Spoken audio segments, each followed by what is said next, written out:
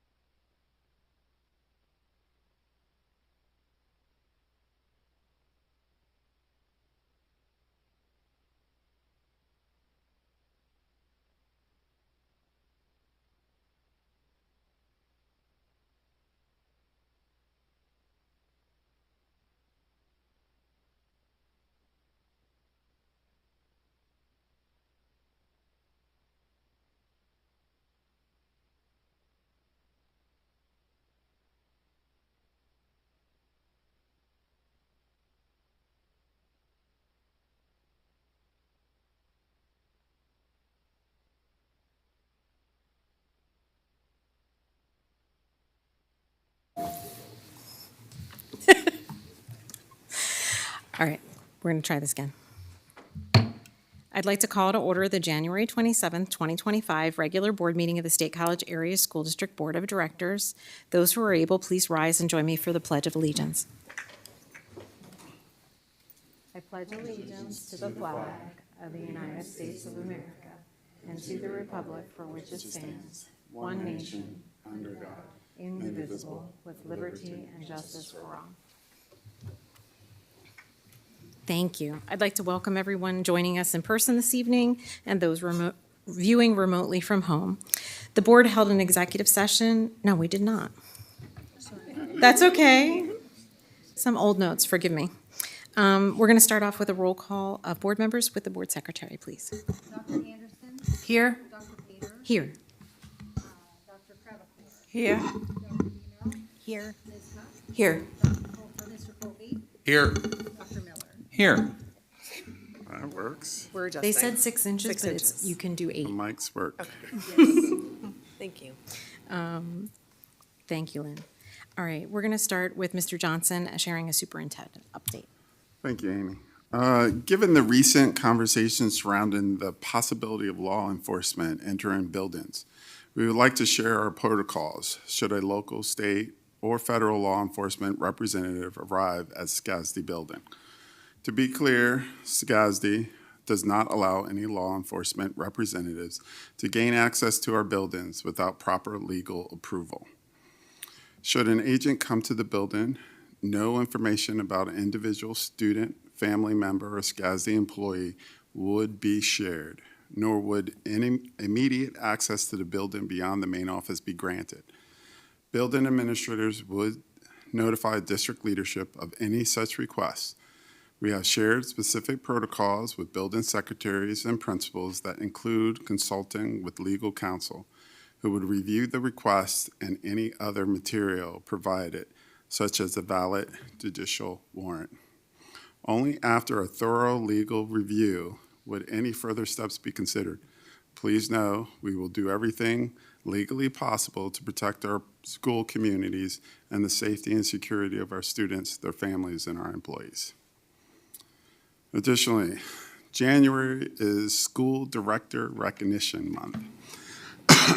I want to take a moment to express our deepest gratitude to the district school board members for their unwavering dedication, commitment, and service to the school board. Their tireless efforts, thoughtful decision-making, and relentless advocacy for the best interests of our students and educators do not go unnoticed. The work they do is often beyond the scenes, but is immeasurably impactful. Every policy they implement, every challenge they face, and every choice they make directly shapes the future of our schools and the lives of the students we serve.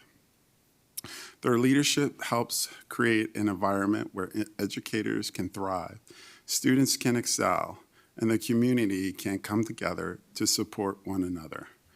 We understand that serving on the school board requires time, energy, and sacrifice.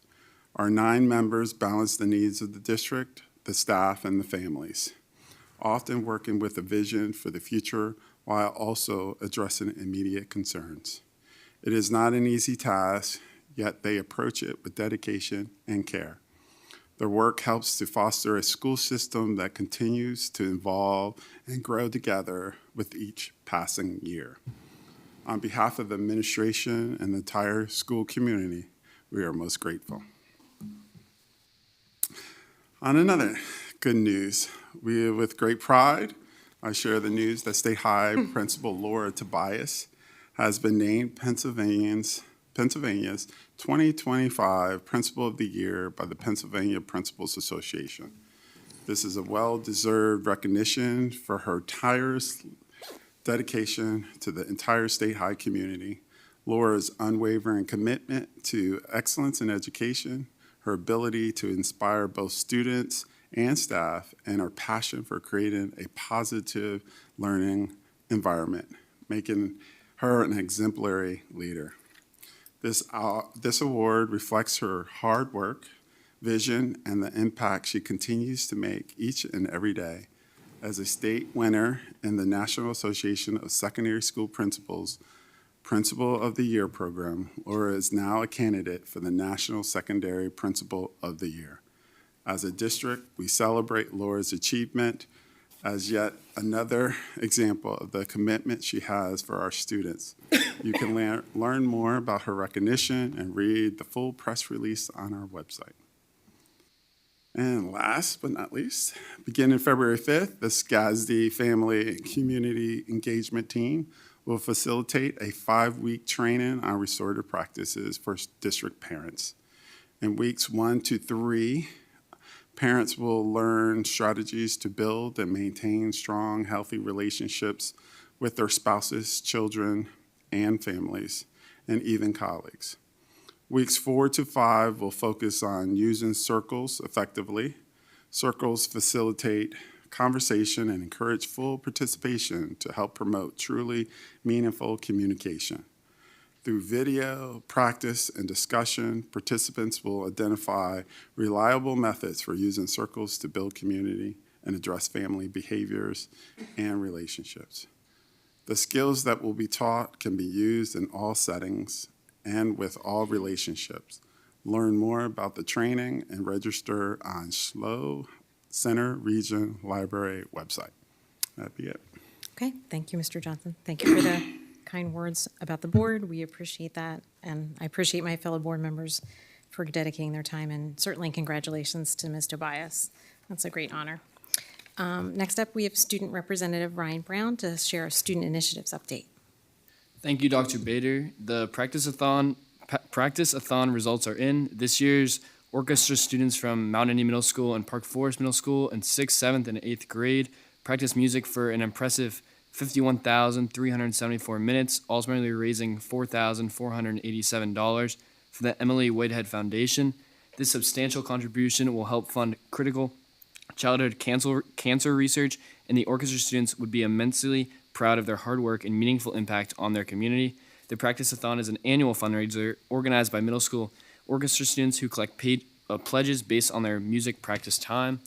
Over the past few years, the program has raised close to $15,000 for various local charities, and students carefully researching and selecting organizations like Tides, Jared Box, and Out of the Cold Center County to support. Congratulations on these remarkable young musicians.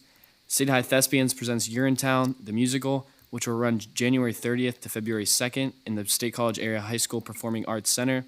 Directed by Steve Snyder, the story is set in a dystopian city in the midst of a 20-year drought. This high-energy satirical musical tells the story of a hero rising up to face a corrupt corporation controlling public toilets and water use. Recommended for 10 and up. Tickets are available on the State High Thespians website. The Library Department cordially invites all K-12 students and family to our SCAS Reads Family Night on February 5th from 6 to 8 p.m. at the State College area high school. This event was a huge success last year with over 1,000 attendees. It's only going to be better this time. This year, with the theme of exploring animal adventures, we will have special celebrity guests, readers, books, animals, crafts, games, giveaways, and more. Additionally, members of the board of directors will be in attendance to discuss current issues or answer any questions you may have. We hope you can join us because we know that a community that reads together succeeds together. Thank you. Thanks, Ryan. We're excited to be there that night. Jackie, do you have a legislative update? So I'd just like to let everyone know that Senator Wayne Langerhawk has been named the majority whip in the Senate. So one of our senators will be in leadership in Pennsylvania. And there was a Pennsylvania House Education Committee meeting today, but I would call it a soft opening. One of the things they considered was recognizing January as National School Directors Month. So there will be more to come as they get into the legislative session. Great. Thanks so much. Gretchen and Peter are our COG liaisons, and they're going to be at that meeting this evening. So I'm going to provide a brief update that they've provided for us on that matter. So the COG will vote to approve its participation at 80% in the PPA and will vote to approve payment of COG's final phase of the legal fees of $4,727 of their participation at the January 27th, 2025 meeting. That's this evening. The COG will vote to, quote, preserve the current governance structure to remain in place as the best governance structure for the Parks and Recreation Authority to achieve its mission and purpose, and will also recommend that the General Forum authorize the special committee to continue its work on the next area of responsibility of recommending the best governing documents to achieve that mission purpose, according to the bylaws, MOUs, articles of agreement, etc., end quote. The next Parks Governance meeting is scheduled for February 26, 2025 at 8:30 a.m. At the January 14th, 2025 Public Safety Committee meeting, a report was presented with information on a new emergency notification system called Alert Center.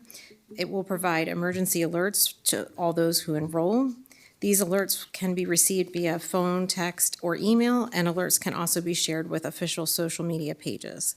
The public will have the option to add multiple locations in the event they would like to receive notification away from their home or other locations in the county. For example, you can enter your child's school address in the system in addition to your work address, and you will be able to receive notifications sent to either location. Additionally, the Land Use and Community Infrastructure Committee discussed findings of the 2024 survey pertaining to the Center Region Comprehensive Plan and provided feedback on the revised values and vision statements and vision descriptions of the comprehensive plan update. I think Gretchen was interviewed for the comprehensive plan as the representative from SCASD. Additional information about the comprehensive plan can be found in the Center Region Comprehensive Plan website.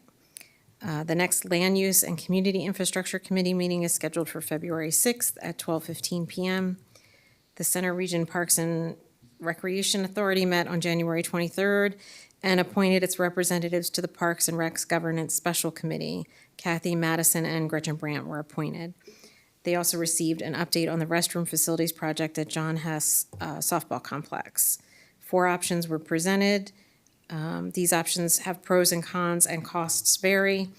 The authority will likely give a recommendation at some point to the executive committee as well as several other committees giving their recommendation as well. The authority voted to recommend that a contract will be awarded to Fernsler and Hutchinson Architecture LLC in an amount not to exceed $43,950 for design and architecture services to construct concession pavilion at Whitehall Road Regional Park. The authority also voted to approve the 2025 Millbrook Marsh Nature Center Advisory Committee roster. SCASD has had a vacancy on this committee for quite some time. The level of activity of right-to-know requests in the COG was published as a matter of record. It is interesting to note that the right-to-know requests by year increased substantially in 2015 with 49 requests to 224 requests in 2024. And that's the conclusion of the report I was provided. So moving on, we now have time for public comment.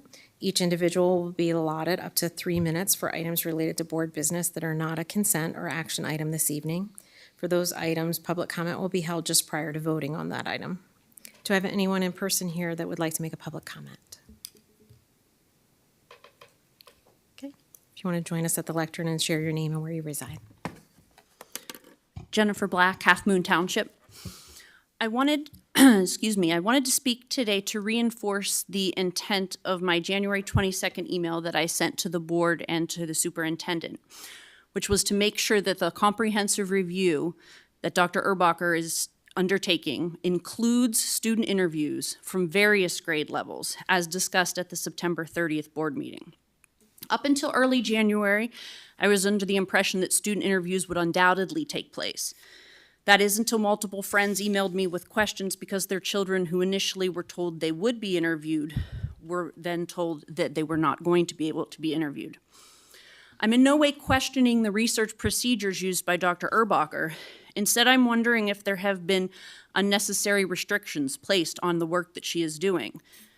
Phrases like, "we may not do student interviews," followed by an email of, "just got word that we may be moving forward with these student interviews," excuse me, led me to believe that Dr. Erbacher was not the one with the final say. During the September 30th meeting, the review as it was described seemed to be one that was to contain the voices of teachers, counselors, parents, students from a variety of groups and ages. However, on January 21st, a student who was initially told she'd be interviewed was emailed and said she was no longer eligible due to SCASD requesting interviews of only students in grades 7 through 9. 3 grade levels out of 13 grades hardly seems comprehensive, especially when many of those signing up for interviews had important insight as students with mental health concerns or even past suicide attempts. As I stated in my email, I talked with so many people who were relieved to finally be able to speak and be part of the positive change. I'm wondering what will be done to make sure that all of these people who were not able to be interviewed will still feel heard. What was said to the many community members, parents, and teachers who were not chosen to be interviewed? Were they given validation that their input is valuable? Were they even notified that they would not be interviewed? I understand it may seem that I'm being overly particular about these fine points, and it may not seem to matter when it comes to data and conclusions drawn. What I'm urging you to remember is that in the eyes of those who initially felt empowered to know that their voice would be heard, it does matter. As we enter a period of time, for many of us, with LGBTQ plus family members like my own, in which we're bracing for basic rights to be taken away or certain freedoms to be left in question, it's paramount that we have an accurate pulse on the mental health of our students, and also to assure these students that they feel validated and heard. I encourage you not only to make sure that Dr. Erbacher is able to get the most comprehensive review for our district, excuse me, but I encourage you to go a step further and offer a voice to all those interested. Thank you. Thank you. Anyone else here in person? Do you have anyone online interested? It's Jessica Curl. Jessica, if you'd like to unmute yourself, you're available for public comment. I think I unmuted. Does it Yep, we seem can like hear you. Oh, good, great. I am a member of the community. My twins graduated last year, having been in SCASD school since kindergarten, and they now attend college in Boston and Philadelphia. Both are academically strong and also thriving in their communities personally and socially. And I think that's in no small part because over the course of their school experiences, they had excellent professional educators in their classrooms, which also included special educators when they needed speech and or occupational therapy or gifted enrichment and accelerated opportunities. They had meaningful support from librarians and counselors, and that included being able to read books of their own choosing that represented their interests and reflected characters and storylines that were meaningful to them. All of our family are now voters, and all of us worked in voter engagement efforts in our various locations. So for us, as a matter of democracy, we want all children in SCASD to have robust opportunities, to be secure in their persons, to take the learning risks that open minds and build empathy. As the previous speaker mentioned, the LGBTQ plus community is high on my list of concerns, that those students and their families feel safe, definitely feel seen and heard, and know that they are valued and irreplaceable. Efforts toward diversity, equity, inclusion, and belonging are not just buzzwords in our family. They are core values for us as humans, taxpayers, and voting citizens. So I would benefit from having here again that this is a school community which has a foundational commitment to these principles, because that is the way we are preparing kids for wherever they go, both nationally and globally. Thank you. Thank you, Jessica. Do we have anyone else online that's looking to make a public comment? Last check-in on those attending in person. Okay, then we're going to move on to our consent agenda. This includes several items that we'll address in a single motion for approval. And to facilitate questions and discussions, we're going to go through each category with board members for questions. Any problems or corrections to the minutes provided? Okay. Finance and personnel, we have some CTC items that are being purchased and routine service contracts. Any questions or problems in this realm? Okay. Instructional programs, we have student travel. Any questions or problems? Okay. Physical plant, we've got an emergency generator and some change orders for Graves Wood and some routine contracts. All good? All right. Last up, we have several policies that we reviewed previously and are ready for approval. Any last minute changes to any of those? Yeah, Ann? No changes? No changes, but just, are we going to go over the procedure for, Oh, yeah, we can talk about that. I don't know if this is the right time to say that, I just wanted to. No, it is. I forgot. So, yeah, this is the first time we've had a policy that we kind of want to update the public a little bit about while it's on our consent agenda. So, policy number 903, that's about public comment in board meetings, has some updates to it. And primarily what we want to bring the community's attention to is that the board will be moving to having a sign-up process for public comment in advance, for signing up in advance. It does not preclude anyone ever from speaking spontaneously at a board meeting, but in order for us to kind of have a sense of how many people may be interested in making public comment, and also to allow us to try to be more equitable when we alternate between in-person and online individuals, we're providing a sign-up sheet. It'll become live, so to speak, when our agenda goes live. And that will afford people an opportunity to give their name and indicate what they're interested in making a public comment on. So again, it doesn't preclude anybody from still spontaneously wanting to share things. And of course, always on action items, public comment is always open to whomever. That's required by Sunshine law. So we just want to bring people's attention to that, just to help us organize ourselves a little bit better and also make sure that we're not missing anybody. So we wanted to bring everybody's attention to that. If there's any feedback or any questions or problems, certainly reach out to either us at the board or our board secretary, and we'll try to clarify any confusion and make any changes that might need to be made. Yeah, absolutely. Thanks, Ann, for the reminder. Any other questions from board members on any of the policies? Okay. Then I'd like to call for a motion to approve the consent agenda, items 6 through 10. Miller, so moved. Trevor, second. Okay, that's been moved and seconded. Any last questions? It's always a weird question to ask for the consent agenda. Any public comment on the consent agenda? Okay, no public comment. Board members in favor, please say aye. Aye. Any opposed? All right, the consent agenda has passed. We're going to move on to action items. Agenda item 11A is a motion to approve the Mount Nittany Elementary Project testing services as shown in attachment 11A. Do I have a motion? So moved. I'll second. Thank you. Any questions or discussion on this item? This is some routine testing that we have done when we're on a building project. Yeah, Carleen? Yeah, exactly. Could you explain that to me a little bit more, please? If I'm correct, it's related to LEED. Yeah, so in order for us to, it's evaluation to qualify for the LEED certification, thank you. So because it's the addition and to match up with the LEED status from the previous building, these are the individuals who assess that we've met the requirements to earn the certain points to match our LEED status.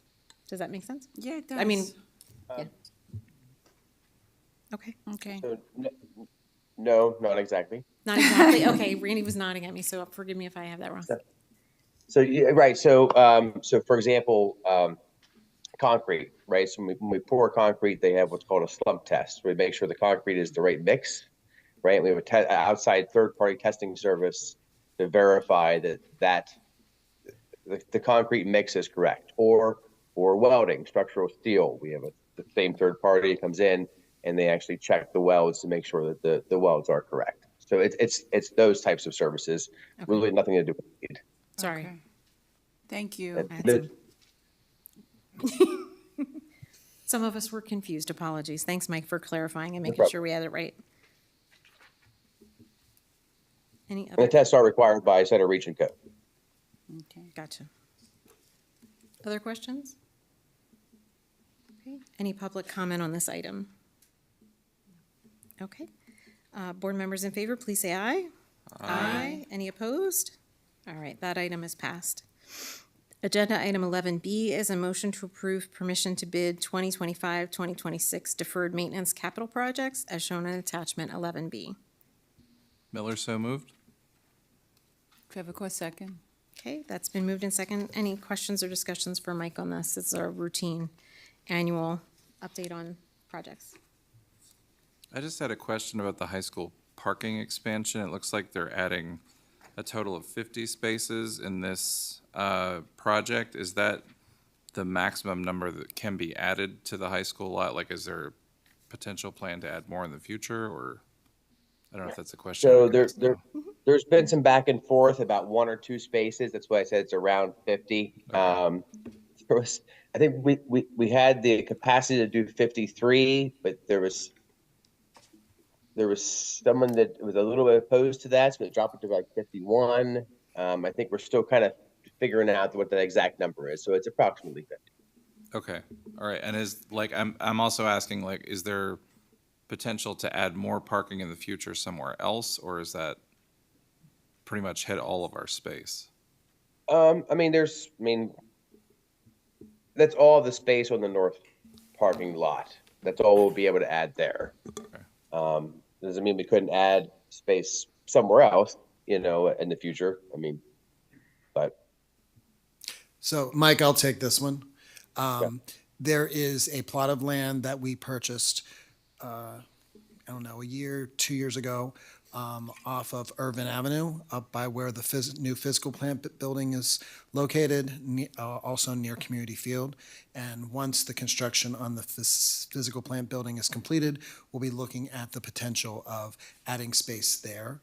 Okay. But on the north campus, next to the north building, we'll be exhausting all of our Okay. opportunities for parking.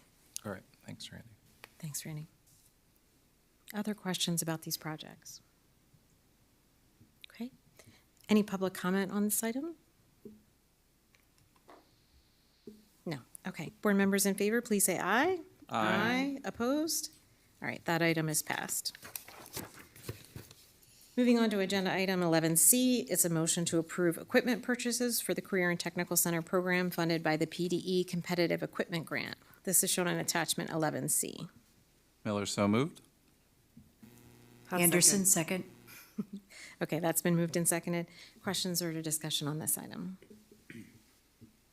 Okay, any public comment? That's okay, I just asked. All right. Board members in favor, please say aye. Aye. Any opposed? All right, that item is passed as well. We're going to move on to information reports. We're going to start out with Drs. Bucher and Downs joining us to provide an overview for the need of Delta advising team meetings now that Delta is transitioning to a school.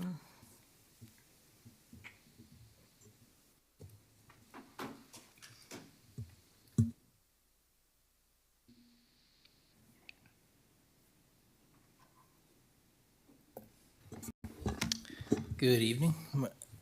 Thanks for having me. So you have the memo in front of you. I can just summarize it. I don't need to read it to you, I don't believe.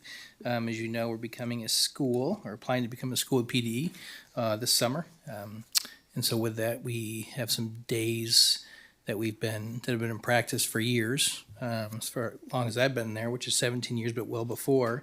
advising team meetings, ATMs. We think there's a payoff, much like the money machine, ATMs. And so we have those at the high school cohort and middle school cohort every year. There's kind of a calendar in front of you, a number of the dates we have. It's in every application that we'll be having these with the parents. It's kind of the crux of how we build and involve families and students in their educational process from day one. Super important at the middle school, we feel, just because of the transition from elementary to middle school is rough. Certainly or a challenge, not rough. And we try to mitigate that a little bit by having these meetings, especially for our sixth graders coming into a new building. They're going to be in classes not just with sixth graders, with seventh and eighth graders, and it's a new culture for them. And so we just think it's a good way to, as a soft landing, and to welcome families and opportunities for communication, relationship building, et cetera. And so these have been in practice for years. I'm happy to answer questions about that. We do have a student sitting in the audience who could probably give his perspective on that. The participation rate is very high, as you can see, and so we think that's a super important statistic. If we were not getting a lot of parents to show up, that would be concerning on our end, because they kind of agree to that. That's their minimum commitment in the application, if you looked it over, is to participate in these meetings. At the high school level, currently they're twice a year at the end of the first and third marking period. And at the middle school, they're 3 times a year, to start the year, mid-year, and then to end the school year. So I'm happy to answer questions about those that you may have. Okay. Or if you want to add anything, Dr. Booker? Just the process has changed. As John mentioned, these dates need to be approved once Delta becomes a school. So that's the reason that we're bringing forth today in this format, as differently in the past when it was a program.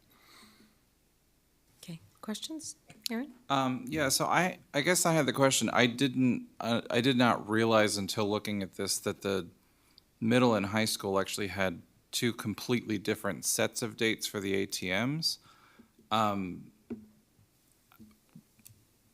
The ATMs for the high school, if I'm correct looking at the calendar, Dr. Booker, you can confirm or clarify this, are existing on days that we already have scheduled off for the district or for records days and that kind of thing. Is that correct? Basically, the kids are not in school those days anyway. Right. So the last part of the memo, there's a conversion chart sorry. that shows the dates and I what must have missed the that. other Okay. middle school, if it's a middle school date, what Oh, Park Forest yeah, and Mount there it Airy is, are okay. doing, or State High, if it's a high school date, Oh, okay. in general from the calendar.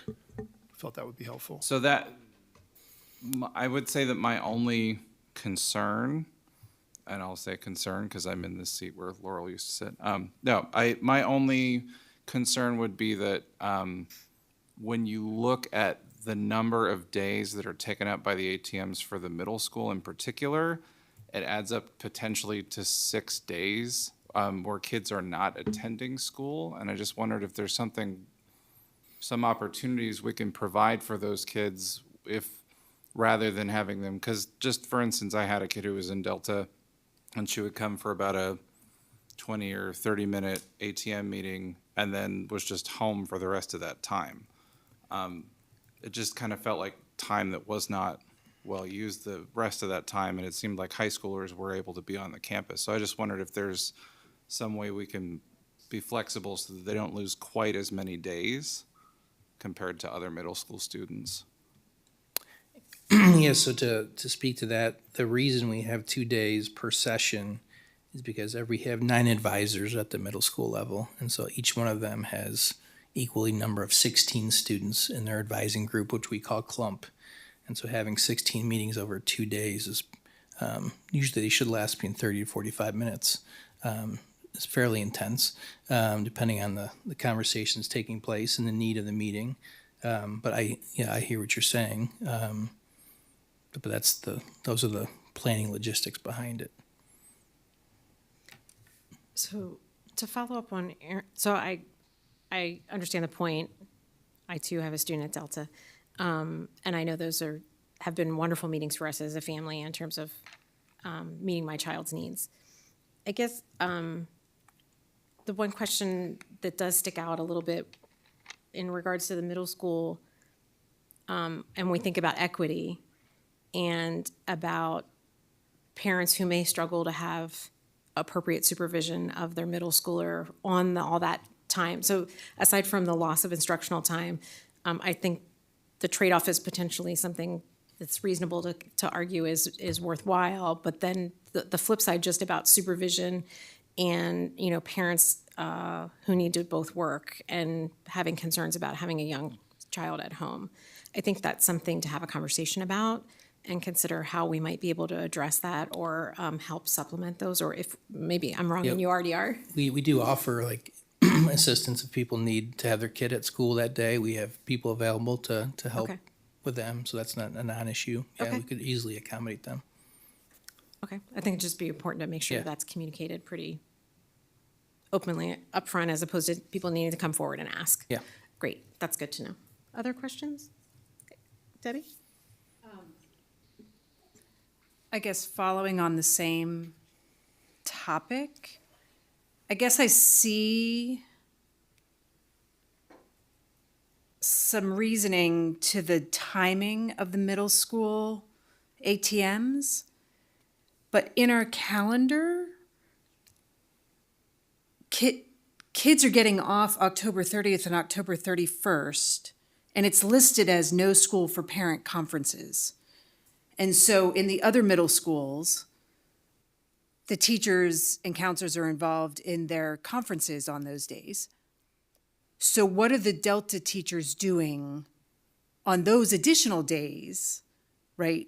Like they're doing their ATMs on other days, but they're given days off to do conferences. Right. So what's happening on those days, and why can't we marry them up so that at least the middle school kids would only have 4 additional ATMs, and then they could have their conferences on days that are already off? That would just seem like an efficient use of family time. Or we'd love the district to align with our ATM calendar too.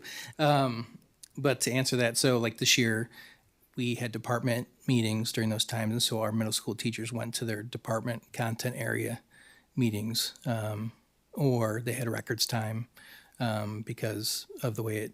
So it depends on the calendar per year. But if they have things. We either have a building meeting, building PD, or they go to the department meeting, or they have the records time, or those combination of events that are taking place during those at the high school. So do the Delta staff have more professional development that's Delta specific on top of the district level professional development, or does it It replace? depends on the department and what they have lined up too, so it varies by department. When I'm looking at the dates, the other middle schools are able to get their professional development and conferences in 2 days. And I understand that the conferences aren't as involved, but it doesn't make a lot of sense to me. Why?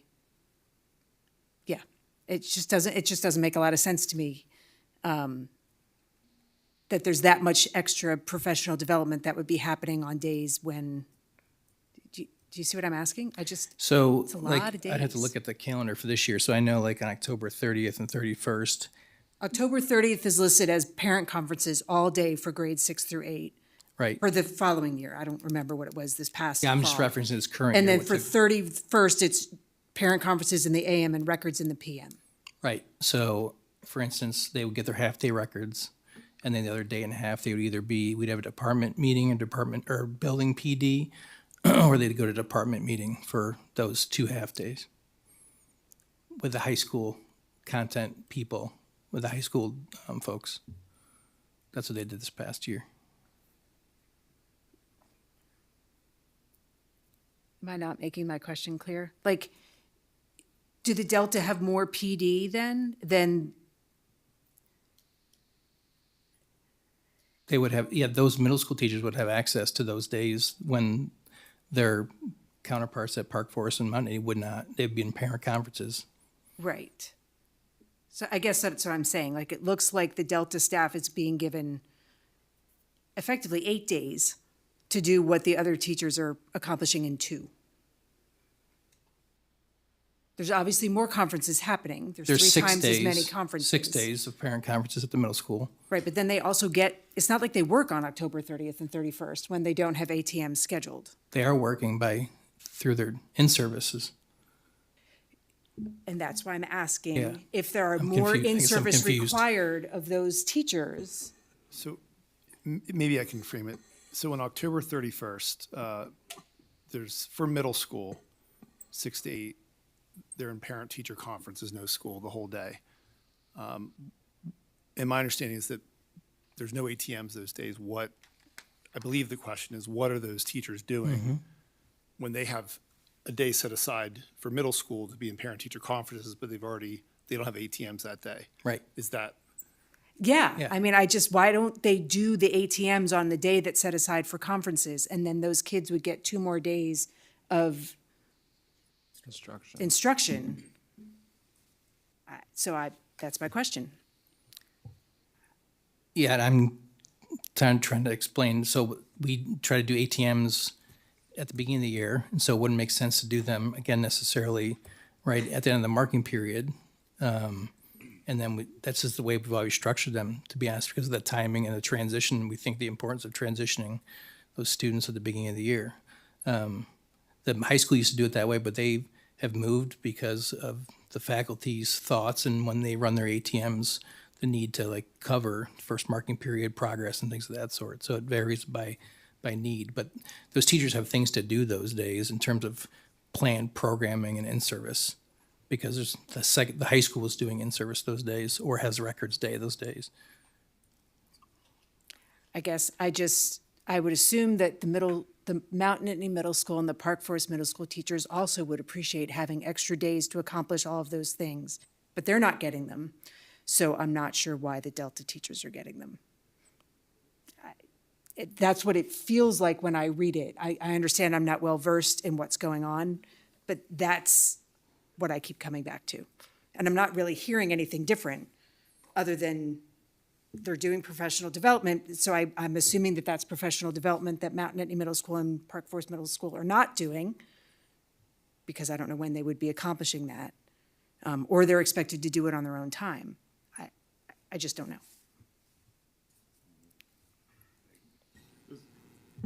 Basically, is it a possibility to put those ATMs on the same day as the middle school?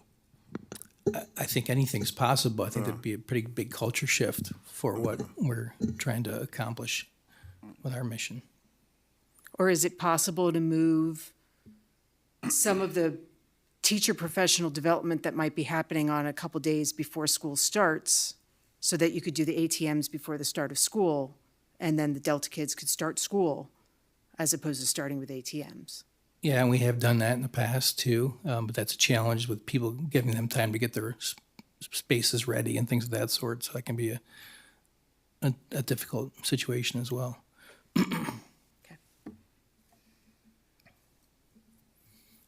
Other questions? Yeah, Jackie. Yeah, I just for my own due diligence, I just want to make sure that with these days, we're still meeting the state requirements for students in school to count for the year. And also, will this have any effect on how snow days count for students in Delta, or is it all just? Great questions. So about a year and a half ago, the state changed that we can meet requirements based on days or hours. I would have to look at the day number, but on hours, we very much meet the requirement. Okay. Yeah. All right, thank you. I just wanted to make sure. Yeah, that's important we meet those requirements. Other questions, Dan? Thinking? Yeah, just thinking about Okay. Can I just ask also,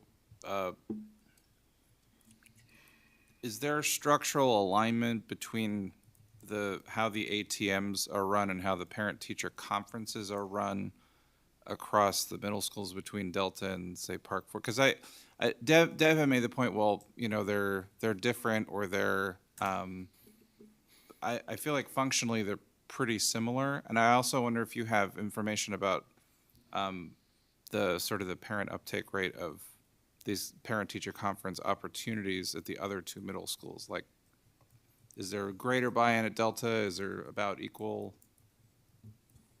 I do not have specific data, but I would be surprised if it's as good as what John's sharing in this memo. Could you talk about, you've talked about the importance of the August 26th and 27th in terms of the transition. That is a difficult, very challenging, it was for my kiddo, to go from elementary. Can you talk about the uniqueness of the January 5th to January 6th? I mean, is there potential to shift that to October, or that, you know what I mean? So instead of moving that date earlier, is there any way you could shift the January ATMs to the end of October, or that would be still a significant culture shift? Yeah, I think we used to have, at one point, we had the mid-year ones at the beginning of the semester. But then the teachers thought, well, if there's things we need to address, we then would have 2 to 3 weeks with families to address them as needed, whether it be community service at the high school level, struggles in classes or regrouping. So we can move anything anywhere. When we have 3, we split them into thirds, basically, start, middle, and end. Yeah, it was more about the significance of the culture shift. Can you speak to, is it more of a culture shift if you were to shift the August dates or the January dates? I think the August dates are super important. To stay. To stay, yeah. Whereas there might be less of a cultural shock, maybe too strong of a word, if you were to shift the January days to the already middle school timeline of October, knowing that that wouldn't be ideal, but still perhaps a compromise.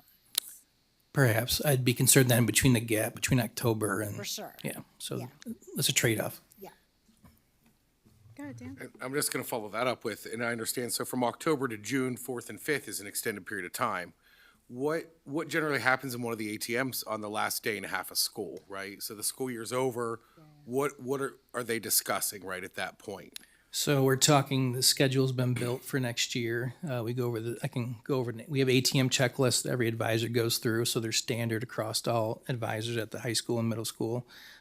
They're different by level, but they're standard across the advisors. So that time of year, they're going over next year's schedule, seeing if any changes need to be placed. They go over the learning goals for the year, see what they accomplished, didn't accomplish. For 8th graders, it's a big meeting for them transitioning to 9th grade next year. Depends on the grade level of the student, since we have 6 through 8, what the conversation's about and how they've met their goals, haven't met their goals, setting goals for next year, things of that sort. So, and I know you said the beginning of, or the August dates are important for the transition in, right? And you're probably not going to have the numbers, but I'm just trying to think in my head, and if I get jumbled, maybe somebody will be able to follow me along up here. So it's important for people to transition in, right? The bulk of the transition is going to be 5th coming into 6th, right? Those 6th graders. You get new 7th graders coming in, new 8th graders Yeah. coming in. But Yeah. 6th grade generally always refreshes every year because they're climbing up the grade levels. So how many meetings would you say they have? How many ATMs they have in August compared to June? What if there are students that aren't coming back for next year, or students that left mid-year, or like, if we're looking to try to shorten this a little bit or get a day or two out of it, I'm just trying to understand the workload compared to August and that transition in, and that June transition out. And to follow that up, if we're going over the schedules for next year on June 4th and 5th, then what's 7th and 8th grade talking about, other than, some new students that are coming in? Why do they need 2 days in August if a lot of the students that are returning for 7th and 8th already had that conversation on June 4th and 5th? So the advisor can change every year, potentially. So the students choose their advisor every year. The first year they're at Delta, they don't choose that person. They're assigned based upon where there's room and available. So there's a good chance that person is brand new to that student, that advisor, and their family. And so that's really the important thing, that the advisor is the conduit that we serve, that serves the family for needs, for requests, for checking in, things of that sort. And so typically it's a opportunity to build a relationship with that family. So if they have needs, and that can change by advisor. So that's a big part. If they had the same advisor every year and we said, this is your advisor every year or for your career, maybe not as big a deal, but when it's a new face, a new person, new personality, that's a big part of it as well. Right, so then that makes sense why those August meetings are important, right? Because not only is it students transitioning in, but every Parents, year. yeah. Well, not only parents, but Yeah. staff, right? These kids, we're letting these kids pick potentially a new advisor every year. So they're working to build, these advisors are working to build a new relationship and understand this child and these parents each and every year. So it's just as important for the staff for those dates, I guess, as the students that are transitioning in. I think that's important for us to understand. Am I making sense, Aaron? You are. Are you Yeah. saying it's really important for August, or are you saying it's really important for June? I just wanted to know. I personally think the beginning of August would probably be more important than the end of June. That's what I was, I just don't wanted to think clarify. the end of June ones are 100% necessary. If they're getting a new advisor in August, then why are they meeting with their old advisor to go over their next year's schedule in June? Would be my question. Just to,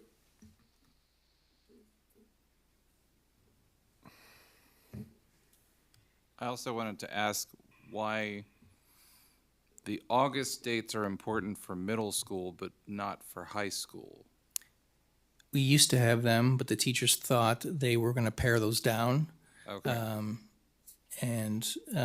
So they moved them from kind of the same format the middle school has currently to a okay. format that you're seeing in front of you. So Okay. it used to be 6 meetings and went down to 4.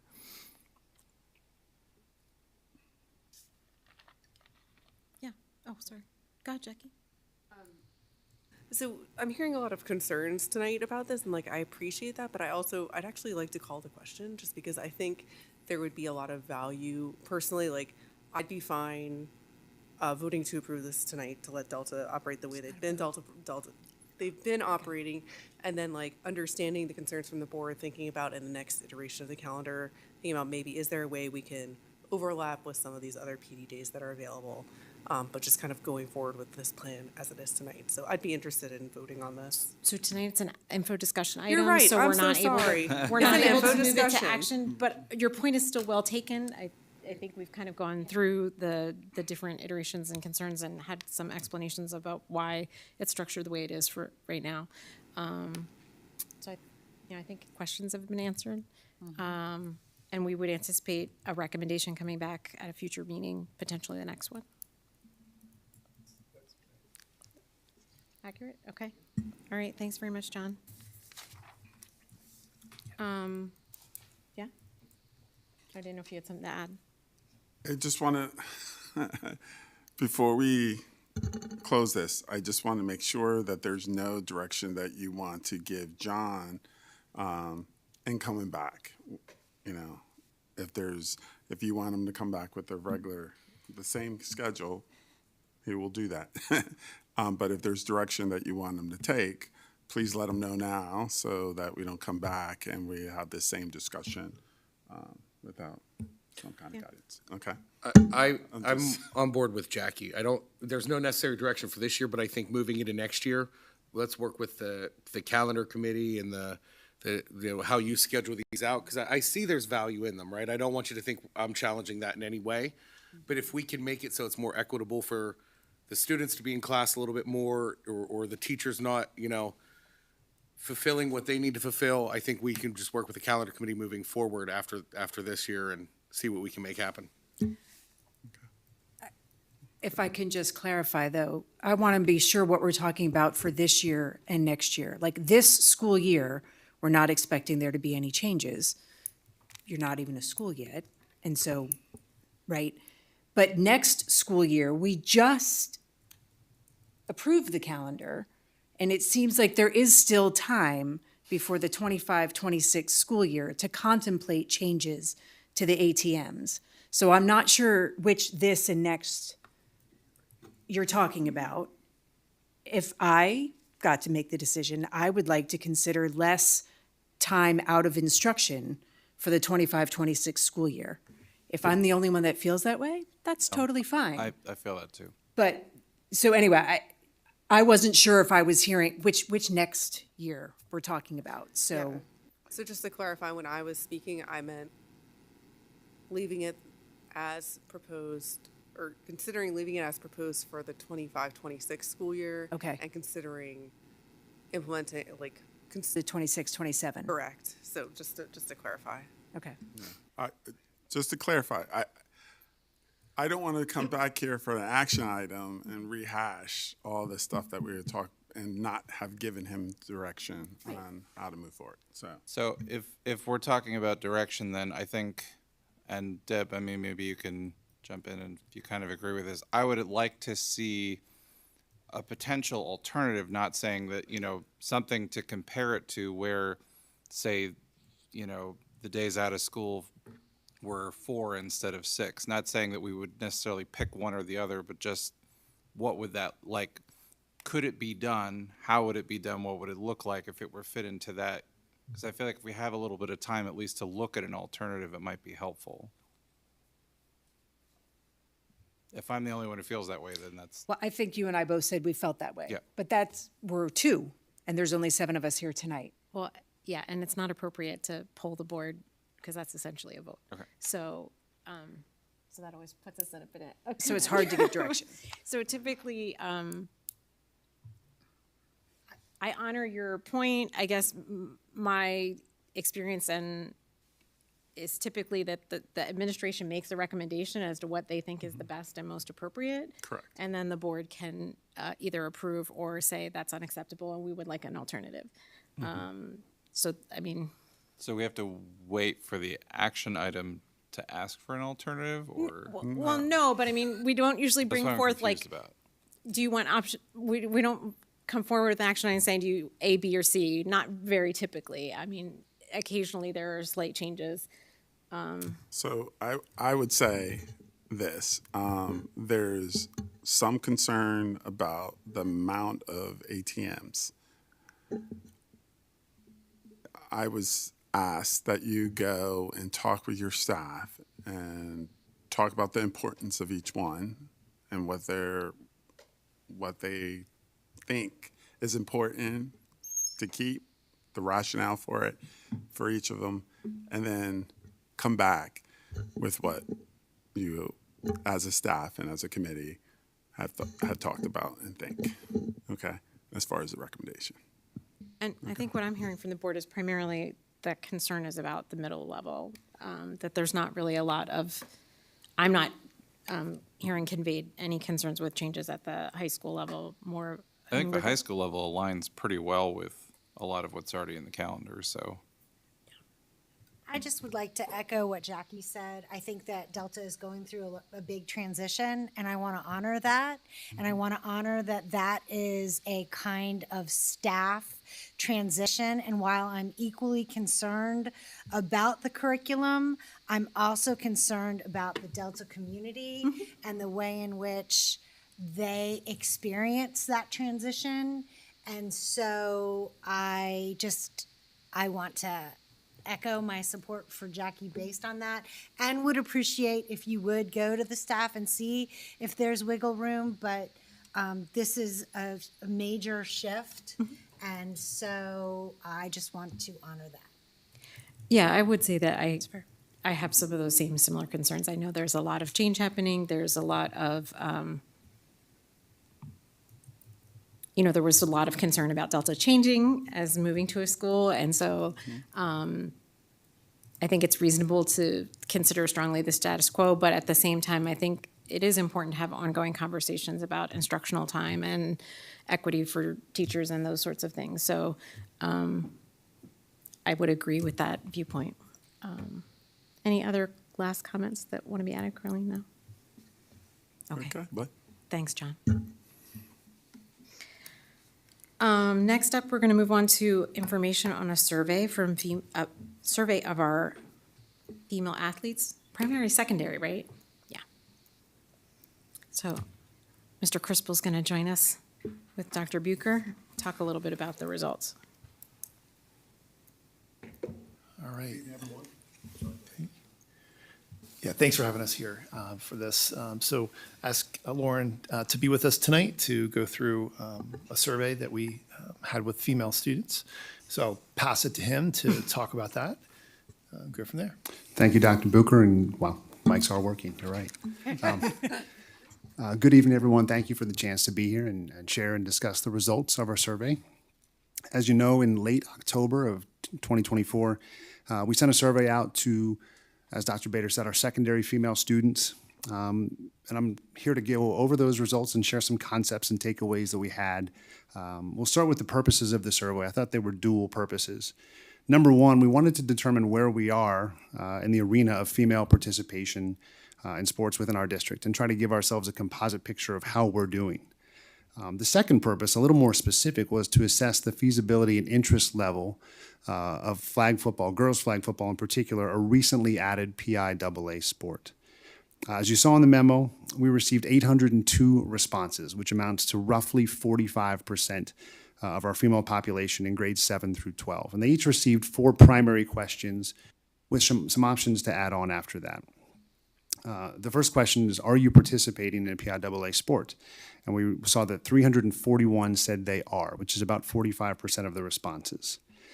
The next question is, if you are not, do you have any level of interest in participating at some point? To which we saw 119 respondents say yes, which was encouraging. Those who are not, we can still go get them and add to our participation numbers and actually get over half the participants at that point. The third question was about flag football in particular. And I was pleasantly surprised with the results, seeing 85 students indicate some level of interest in flag football. After that, students were allowed to indicate what sports or activities that they would be interested in if the district offered it to them. Some of what we saw was dance. 23 students indicated dance. 16 indicated badminton, 15 indicated gymnastics, 14 indicated lacrosse. And as you know, as you hear those sports, we do offer some of those at varying levels. We have a dance team at the high school, obviously many different forms of dance, and it may not appeal to all the different interests. Badminton is part of phys ed. We have a great IM racket sports program led by the gentleman behind me, Mr. Geip. And lacrosse, obviously, we don't have it at the middle school level, but we do have it at the high school level as well. Some of the concepts and ideas that I just want to share before we turn it over for questions. Clearly enough interest in flag football to warrant walking down that path a little bit further and just seeing where we are and assessing where we are relative to peers, what they're doing. I can touch on that if you'd like. I do want to share that 12 days ago at the curriculum showcase, near the end, I had a young lady come up to me and ask, what are we doing with flag football? Very directly, very pointedly. And she smiled and said, whatever you're doing, I'm your person from grades 9 through 12, which was pretty neat to hear. Some of the considerations obviously are, what coaches could we find to run this activity? What is the form of the activity? Do we try to start by jumping right into the PIAA format, which has its inherent challenges? What facility would we use? I think we have options there, but we need to be strategic about that. The expenses associated with coaches, equipment, transportation, officials, et cetera. And maybe not the least of which is, what would the look of our schedule be? Because again, different schools are progressing at different rates. Different schools have varying levels of interest. So a schedule may not be readily available from the outset. Dr. Bucher, anything you'd like to add before turning it over to other questions? It was a great summary. Just to point out at the beginning, the interest was specific to interclassic sports as well as PIAA. It's not specific to all activities. So just to clarify, I have students a lot more engaged than that percentage. We do. Questions from the group? One quick one. It would be I think it's great to know the percentage of those responded that were in PIAA, but we must have the official numbers of how many girls are in PIAA sports in those grade levels. So it would be interesting to me to know what, and we may have already gotten this when we did some of our other discussion of some results, but to compare that to the number of female students in PIAA sports in relation to the student body, so that percentage. Okay. I think we may have heard that somewhere else before, but a little quick email follow-up would be great to kind of refresh our memory on that, because we know that number, right? Sure. It's pretty solid. We do, yeah. Yeah. And I can follow up with that. That'd be great. Carlene? Yes, my question was about the 85 of the respondents who said that they would be interested. Of those 85, do we know if they're the ones that's already participating in sports?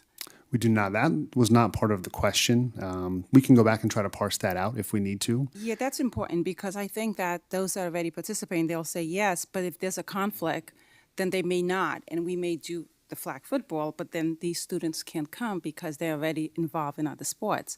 I would like to know mostly if it was the people that are not in any sports, those Sure. that would be much more encouraging Sure. to me. And we can follow up with that. You raise a great point, and we actually received an email today from a peer within our Mid-Penn conference that raises that very point.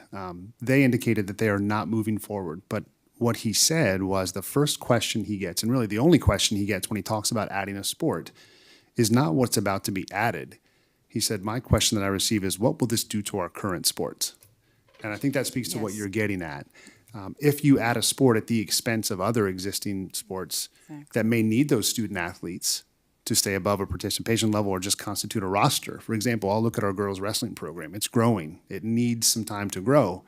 If we were to lose girls wrestlers to flag football, we'd be adding flag football, but doing some damage to the growth of that program. So we can go back and look at those 85 respondents and see where they're coming from. So that's the question, Lauren. What has PIAA, have they identified a season for female flag football? They have. It would be a spring sport. Okay. Which makes sense because most football fields, and many schools only have one football field to use, one rectangular space. It would be a spring sport. What is interesting about watching the growth of flag football across the state is it's growing from the outside in. And what I mean by that is it is well established in Pittsburgh, well established in Philadelphia. In large part thanks to the support of the Pittsburgh Steelers and Philadelphia Eagles. They have funded and backed quite a bit of work in Philadelphia and Pittsburgh. And as you look, for instance, in District 7 in the Whitfield, they have a number of teams that are all playing each other.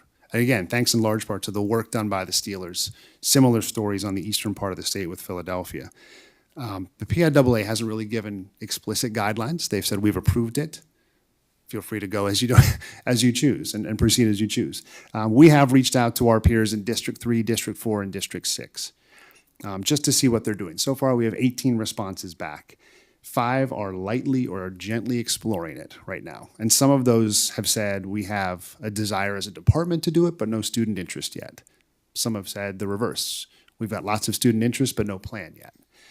13 are not moving forward. Of the 5, and I think this is important, 3 are District 6. Because if they're not District 6 or even 3 or 4, I don't know how we feel as a group about sending our kids to Philadelphia or Pittsburgh on a regular basis. That would be tough to sustain, at least early on. There are some formats that I think make sense. For instance, North Allegheny in Pittsburgh in the Whitfield, they play a 10-game season, all in Pittsburgh. They have an 11-person roster. Moon Township, on the other hand, plays 6 doubleheaders, so they only play on weekends. Play within the city limits of Pittsburgh. They play 2 games a day. So I think schools are kind of feeling it out and trying to see what works best for their district and where they can find a schedule. Could you clarify, since it's a spring sport, what would that be competing against? Sure. And what's the enrollment of those teams in Sure. general? Right now in the spring season, we have girls lacrosse, softball, and girls track and field. I think that rough estimate's not off the top of my head, forgive me. Girls lacrosse is around 45. I want to say girls track and field is around 120. And I want to say softball is around maybe 30 to 35.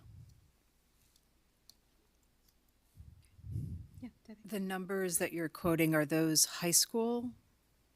The only numbers of participants? Yeah. Yes, And is the survey was done 7 through 12? 7 through 12, So correct. how many of the 85 are in grades 9 through 12? That's what we would need to go back and parse out, I think, Yeah. to see what that looks like. Because I do think that's really the key point is, do you have enough to sustain in addition, right? If they're a field hockey player in the fall and they want to do flag football in the spring, that can work.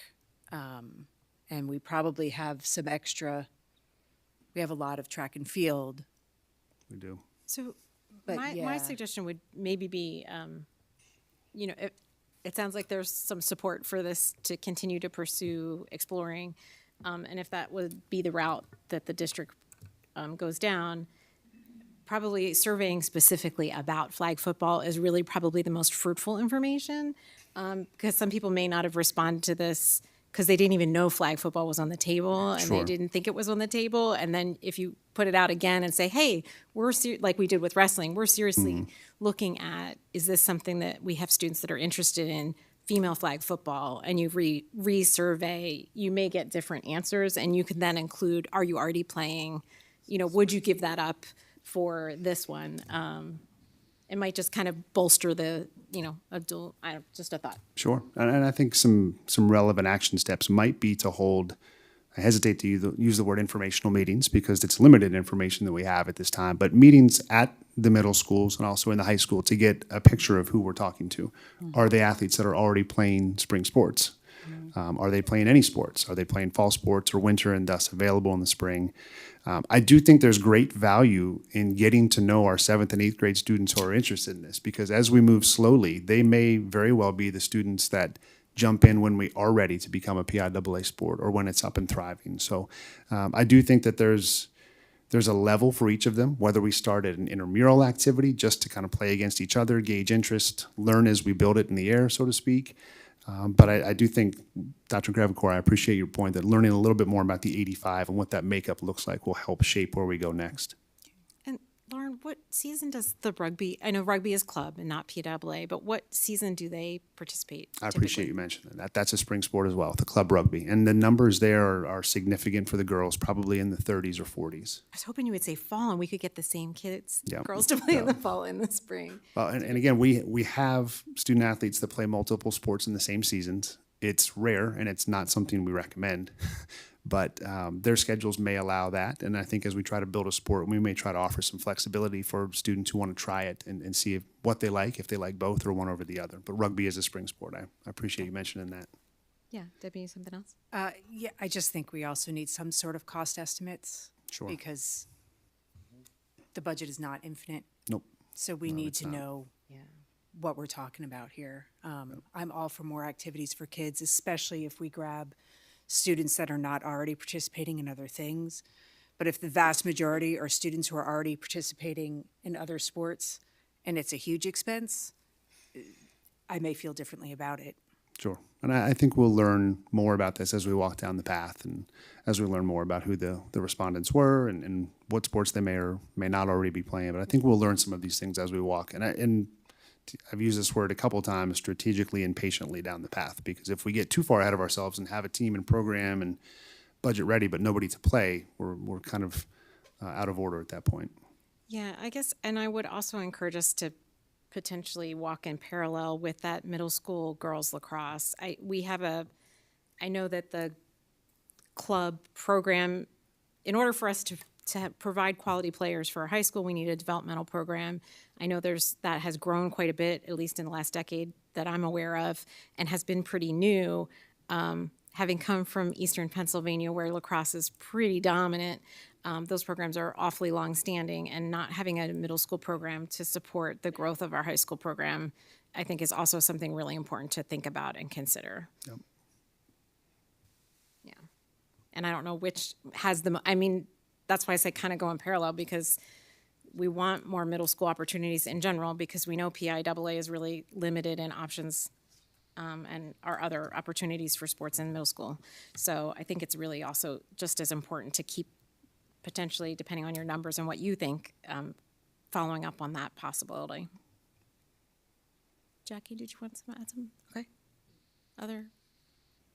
Any other input you guys, administration, is looking from the board? I just want to remind people that this was a part of the Title IX audit that we had to do. And I think it's great that we're actually looking at female sports and trying to improve our numbers in that area and giving it a hard look. So. No, they turned you up. I like the part of doing an informational meeting, as what we did with the ice hockey is a prime example, and finding out the true interest for these sports would be a good step. So, Great. Thanks. I appreciate the information. It's exciting to think about new opportunities. It is. Thank you very much. Thanks. So wrapping up our information discussion, we're going to touch on a couple policy updates, and Jeannie Andrews is going to join us, filling in for Ms. Simpson on these items. So we have three policies, 138, 210.1, and 717. Thank you, Dr. Yep. Just a reminder, the three before you have all been looked at. Your mic. You got to turn your mic on. How's that? Yes. Good. I'm getting nods. You're good. As far as what's before you, you have three policies. One's a revised policy and there's two new policies. These were all looked at the December 10th meeting of the Policy Development Committee meeting. The context box in each gives you a sense of why they're being presented to you, but I did want to touch upon just a couple things. In the 138 Language Instruction and Educational Program for English Learners, that's a revision. Our current policy is entitled English as a Second Language. At our committee meeting, there was an emphasis to make sure that under the qualifications that we specifically note, staff qualifications are in accordance with PDE guidelines. And one of the committee members also asked the question about the clause in the one section that says that communication regarding with parents and guardians will be in the mode and language of the preferred method by the parents and guardians. And I've confirmed that with Danielle Yoder, that that is indeed the case. So thank you for bringing that up. 210.1, possession administration of asthma inhalers, epinephrine auto injectors. This is a new policy, and this is a mandated policy. So this is a policy we have to have. One of the committee members raised a very good point, which is that with technology advancements in the delivery methodology, might it make sense to expand on this a little bit? I conferred with Scott on that, and you'll see that there is a clause under the definition that we added, note, additionally approved delivery devices. So that way, if the delivery devices change, we won't have to come back and change the policy every time there's a new method. And then the last one is cellular telephones. This is for district employees. And this is there's two parts to this, and I want to be clear on this. This policy is about district-issued cell phones, but it also references private cell phones used for district purposes. So Randy Brown, Justin Hetrick, and I have already started working on administrative regulations so that we can parse out both pieces of that in a little bit more detail. Yeah, that was a little confusing for some of us at committee, so. Questions from board members? Okay. The committee did a good job. There's not a lot. Oh, sorry. Yeah, Debbie. Sorry, I do have one question on, we'll get the number, 138. And I just wanted to clarify. I had one EL teacher reach out to me and ask who is writing the LIEP. And I said, I'm sure that the administration is going to reach out to our EL teachers for help to do that. So I just wanted to say that out loud and have someone say, yeah, of course, that's exactly what we're going to do, right? Because it says the board will approve. I'm not going to write an LIEP because I don't have that content information, right? So we will reach out to the appropriate professionals who do that day to day. I'm going to look at Danielle. I'm confident we'll be doing that. That's what I told the teacher, but I said I will mention that at the meeting just to say it out loud. Thank you. Thanks. Great. Okay. Thanks very much. Thank you. All right. That covers policies. Next up on the agenda, we have an opportunity for board members to share updates on their committee initiatives and Central Immediate Unit. So it's not turning green. It's not turning green? I'm pretty loud. Okay, so exciting news. The CIU 10 is going to be hosting their legislative roundtable on Friday, March 14th at 9 a.m. It's a wonderful opportunity to engage public school superintendents, members of the General Assembly, school districts, and that is going to be in Phillipsburg. So I know we've attended, a number of us have attended previously, and it's been really a rewarding experience. And so I just wanted to share that that is happening, which is super exciting. Some bittersweet news is the director of CIU 10, Francine Endler, who's been at the helm since 2020 and is just fantastic, has announced that she is going to be retiring.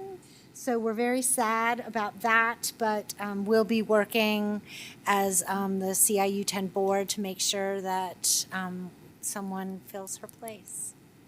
Yeah. Successful transition. Successful transition, yes. And then Jackie's going to do some updates on facilities. Right, so I know you all, I spend the other half of my life working on CIU facilities, so I'll take 2 minutes of your time and just let you know that they're going swimmingly. We are working on our new home, and we actually have a rendering of what it might look like. We've really got a great partnership with the Phillipsburg Borough going to help transform the space that used to be the junior high school. And actually, the building we're going to build in that space, we're looking to pay homage to the building that was there. So it'll have some stylistic details that will kind of reach back to that original junior high building. And we're all very excited about it. So that's enough, but I just wanted to share a little. That's really cool. I like when that's honored and acknowledged. Dan, I know you weren't able to make it to the Ed Foundation, so we'll wait till next meeting to get some more information. I'm sure they're working on the Maroon and Gray and their 10-year anniversary. CTC Local Advisory Committee, Carlene and Aaron, anything? So we had an LAC meeting that happened just before the Ed program showcase. Carlene was actually at the MLK dinner that night as well, so we kind of split up. It was a really successful meeting. We talked a lot about some upcoming, it's about $75,000 in competitive equipment grants, which I just want to note. The LAC has expressed that they are very satisfied. They're thrilled with the work that Dr. Morden does, and looking for opportunities and looking for funding. I feel like we're approving a new purchase or a new grant for them almost every other meeting. So that's just really, I want to say that's really impressive. They did their 8th grade tours in December, which went really well. They had the Ed program showcase, which was open to all teachers and all programs, but the CTC was well represented there. They have their Career Expo, the second one. They did their first last year, and they're doing it again on the 20th of February. And February is National CTC Month. So. Yes, and Ben is going to give a specific tour for the board at the CTC Center. That's right. And one of those cool grants I didn't actually remark on tonight, but was equipment for our auto tech CTC department to learn to work on electric cars. So I just want to mention that because Peter's not able to be here this evening, and I know he would most definitely praise that if he were able to be here. And that board visit is February 20th at 8:15. Right. AM. Yeah. AM. All right. Thanks for double checking that. Appreciate it. All right. Citizens Advisory Committee liaison reports. We have athletics not meeting yet. Okay. Facilities. I don't think we've had one either. Finance. So we had a meeting last week. And we talked through the Mountain NEL bid results, the districts-wide facility master's plan, power purchase agreement, and then budget development with our community members, and got some good feedback from them about where the district is heading financially, and just some different thoughts from people around the community. So it was great. It was a great meeting. All right, that sounds good. School health and safety, I know it's only quarterly. Yeah, Not yet? Yeah, Okay. I thought it was going to be in January, but I think it got pushed to February. Okay. And technology. I mean, we had a meeting in December, and I can't remember if we read out on that or not at all. I think did we? Yeah. Lynn's telling me yes. So yes. All right. We haven't had another. Okay, then that concludes our agenda for this evening. Looking ahead to future meetings, we have January 28th. We have board work session with student government. That's tomorrow at 12 at the cafeteria at State College Area High School. February 3rd, we'll have a committee of the whole regular board meeting here at 7 p.m. in Panorama Village. February 5th, as was mentioned earlier, is the SCASD Reads event starting at 6 p.m. at the high school. And the board will also be present for a conversation with the community. And that's an open house type event, so don't feel you have to arrive exactly at 6. February 17th is also a regular board meeting here at Panorama Village at 7. And February 18th will be a Policy Development Committee meeting here at Panorama Village at 1:30 p.m. And with that, I'd like to adjourn the meeting of the State College Area School District Board of Directors. Have a good evening, everyone.